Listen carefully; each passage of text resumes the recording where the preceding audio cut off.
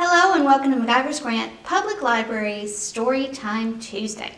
Today we're going to read a book called What Do You Do with a Tail Like This? Can you see this tail coming across the front of our book?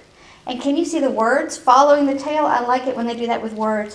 What do you do with a tail like this? What do you think you could do with a tail like that? Would you like to find out today? This book was written by Steve Jenkins and Robin Page. They are the authors, so they wrote the words, and they're also the illustrators, so they drew these wonderful pictures. And this book is a Caldecott Honor book, so this means that the pictures are extremely wonderful. This book was published by Houghton Mifflin Company in Boston, and there you have What Do You Do with a Tail Like This? Let's find out. Animals use their noses and ears and tails and eyes and mouths and feet in very different ways.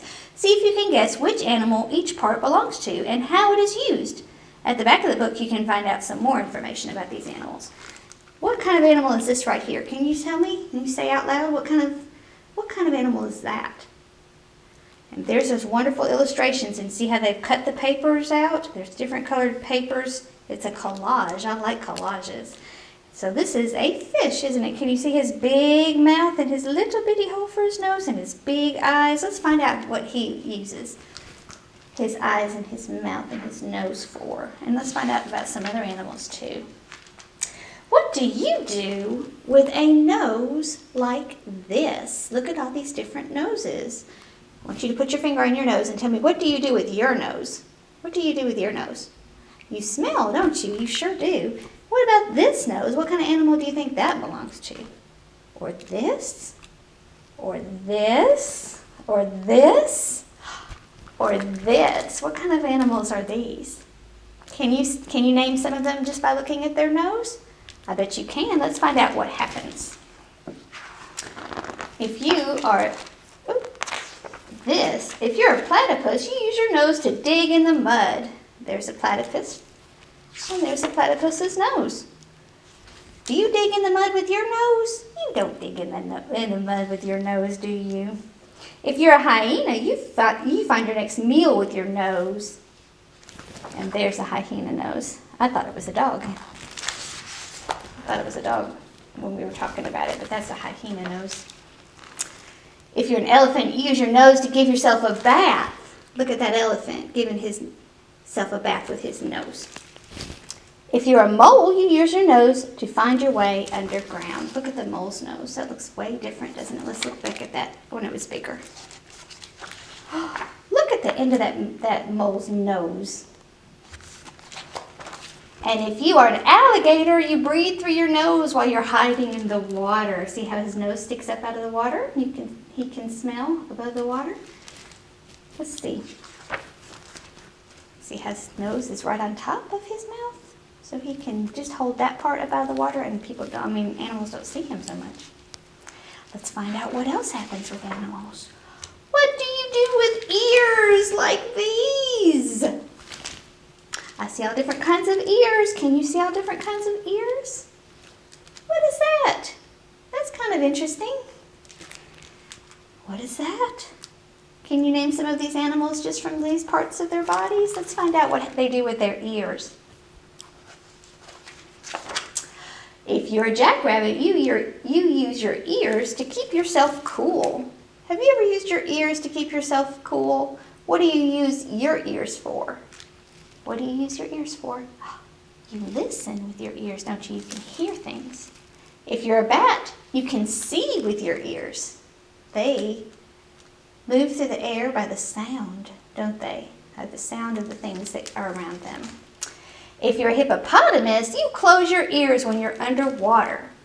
We can't close our ears when we're underwater, can we? Sometimes when we go swimming, we get water right in our ears. But the hippos, they know how to close their ears. If you're a humpback whale, you hear sounds from hundreds of miles away. And if you're a cricket, you hear with your ears, but your ears are on your knees. Isn't that amazing? Let me show you that picture again. Remember when we were looking back there a minute ago, we were like, what? Is there hang down there for? Because the cricket has his ears on his knees.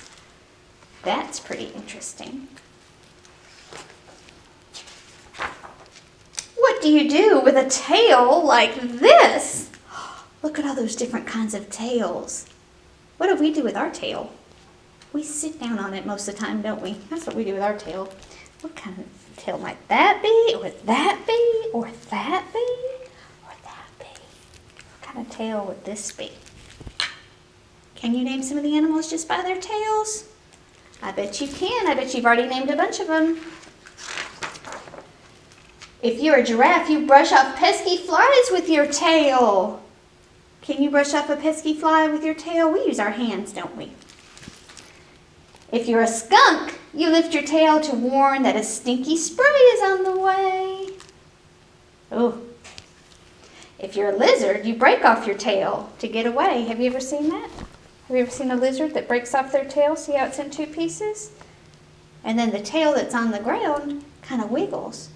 And the bird, maybe who might be thinking about eating the lizard, all of a sudden thinks that might be a worm they might want to eat. If you're a monkey, you hang from a tree by your tail. Have you ever hung by a tree from your tail? I bet you haven't done that yet, have you? If you're a scorpion, your tail can give a nasty sting. Can you see the stinger on the end of that? Just like a bee. That's how he keeps himself safe. He has a stinger that scares people away, or other animals. What do you do with eyes like these? Oh, look at all of these eyes. What do you do with your eyes? Oh, we look and see things with our eyes, don't we? And there is some eyes, and there are some eyes, and there is an eye, and there is an eye, some eyes, and there are some eyes. Let's see what they do with their eyes. You think they see with their eyes too? If you're an eagle, you can spot tiny animals from high in the air. If you're a chameleon, you can look two ways at once. You see how his eye is in the middle, really small? It can move all different directions, and this one can be moving another direction, and they can see on both sides. If you're a four-eyed fish, you can look above the water and below the water at the same time. That would be handy for a fish.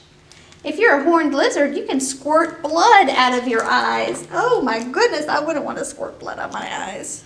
And look how they do the water. They do the words like their blood coming out too. If you're a bush baby, you can use your large eyes to see clearly at night. Everybody's eyes are different, aren't they? Different animals do different things with their eyes. What do you do with feet like these? What do you do with your feet? You might walk, you might run, you might kick, you might jump. What else can you do with your feet? What do you think they can do with these feet? These feet all look different, don't they? There's a green foot. That foot's a little bit different. That foot's a little bit different. Look at this one. Now look at that one. What do you think this foot's used for? Can you think of what it might be used for? If you're a chimpanzee, you feed yourself with your feet. See how his foot looks kind of like a hand, like one of our hands. See how he's really nimble with his toes? See how he can hold that fruit? See how his foot looks a lot like a hand, doesn't it? If you're a blue-footed booby, you do a dance. So he's dancing with his blue feet, and it looks like they're webbed, and that means that when he's in the water, he can swim better with his webbed feet. If you're a water strider, you can walk on water. And that's a little water strider spider. Can you see that?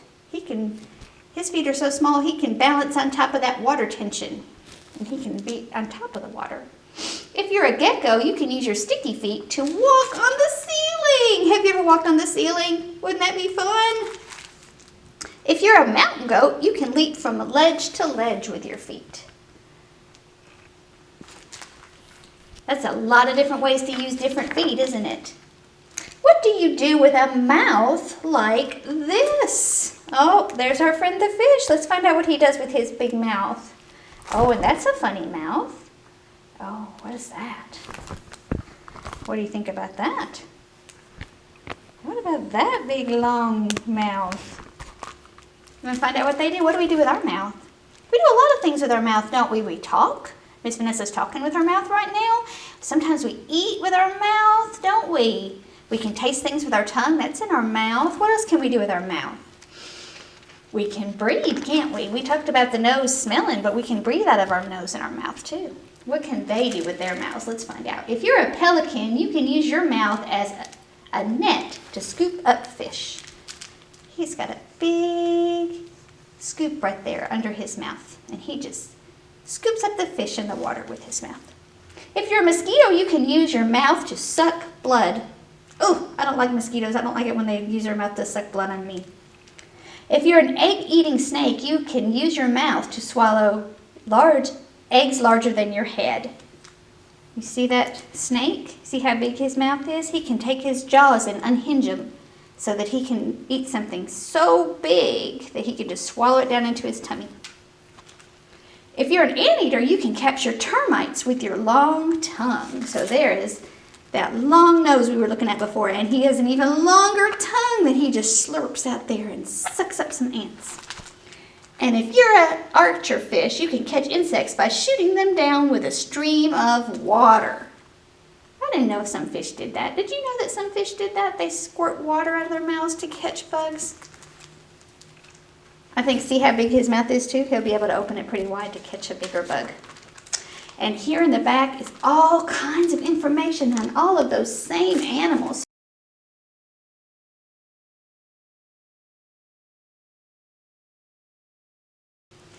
So our summer reading program this year is called Tails and Tales. That's tails like you have on your, those animals have on their bottoms. Like we saw there's a tiger tail, and then a minute ago we saw a lizard tail and a lion tail. And tales like you tell, like stories. So that this year we're going to talk about animals this summer. And I've got a bunch of more information for you coming up about this summer reading. And here's our calendar. We're going to be sharing that in a week or so, okay? All right, you'll be watching our Facebook page for the fun things we're going to be doing in the library this summer. We're going to have in-person programming, okay?